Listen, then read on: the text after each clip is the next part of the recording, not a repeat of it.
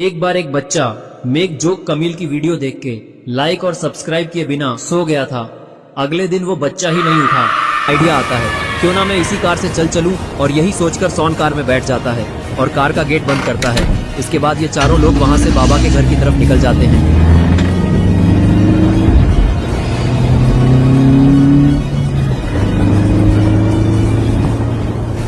इन चारों के वहां से जाते ही वहां पर एक पोर्टल खुलता है और उस पोर्टल से कोई यहाँ पर बाहर आता है।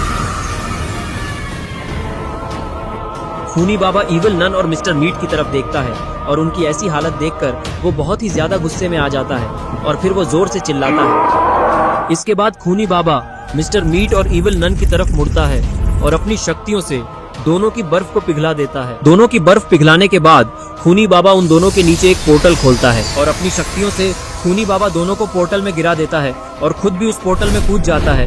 लेकिन आखिर ये पोर्टल कहाँ जाके खुलेगा? अरे ये क्या, ये तो जाना पहचाना घर लगता है, लेकिन ये किसका घर है? अरे हाँ, याद आया, ये तो ग्रैनी का घर है। तभी वहाँ पर एक पोर्टल खुलता है और उसमें से मिस्टर मीट और इविल नन एक एक करके गिरते हैं और खूनी बाबा मिस्टर मीट के ऊपर कूदता है और फिर खूनी बाबा मिस्टर मीट से बोलता है कि मिस्टर मीट, जल्दी से उठ जाओ, मुझे पता है कि तुम बेहोश होने का नाटक कर रहे हो और अगर तुम नहीं उठे तो मैं तुम्हें दुनिया से उठा दूंगा। ये सुनते ही मिस्टर मीट डर जाता है और डर के मारे तुरंत उठकर खड़ा होने लगता है और फिर वो खूनी बाबा से बोला, खूनी बाबा, मुझे माफ कर दो, मेरी कोई गलती नहीं है।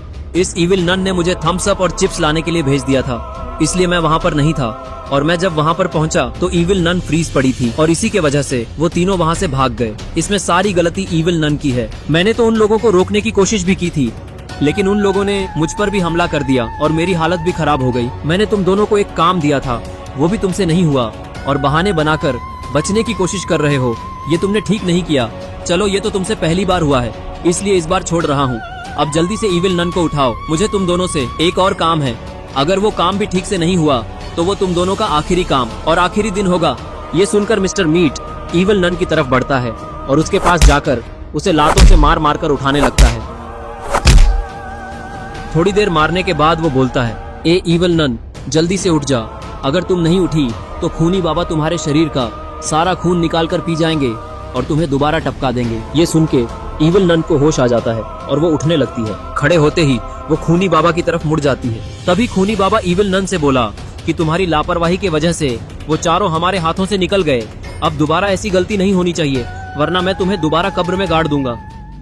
और इधर घर के अंदर ग्रैंडपा घोड़े गधे सब कुछ बेचकर मजे से सो रहे होते हैं। लेकिन आखिर ये ऐसा क्या काम कर रहे थे जिसके कारण इनको नींद आ गई? अरे ये क्या, ग्रैंडपा का टीवी तो ऑन है। शायद ग्रैंडपा टीवी देख रहे थे और उसे देखते देखते सो गए। लेकिन ये टीवी में क्या चल रहा है, चलिए देखते हैं।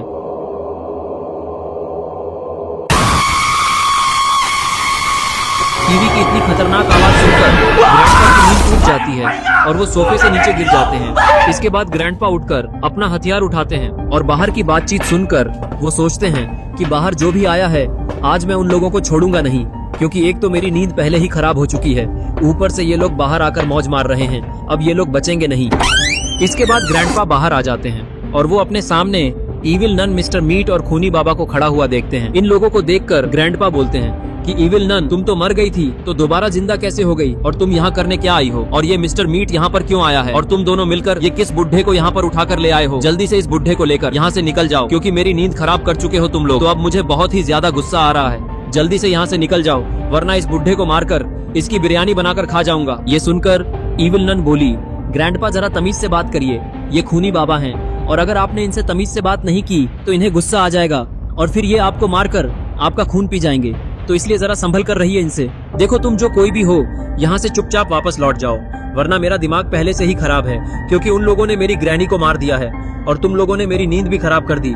तो इसलिए यहाँ से लौट जाओ, वरना मैं तुम तीनों को मार डालूंगा। ये सुनकर खूनी बाबा बोलता है, ग्रैनी को क्या हो गया?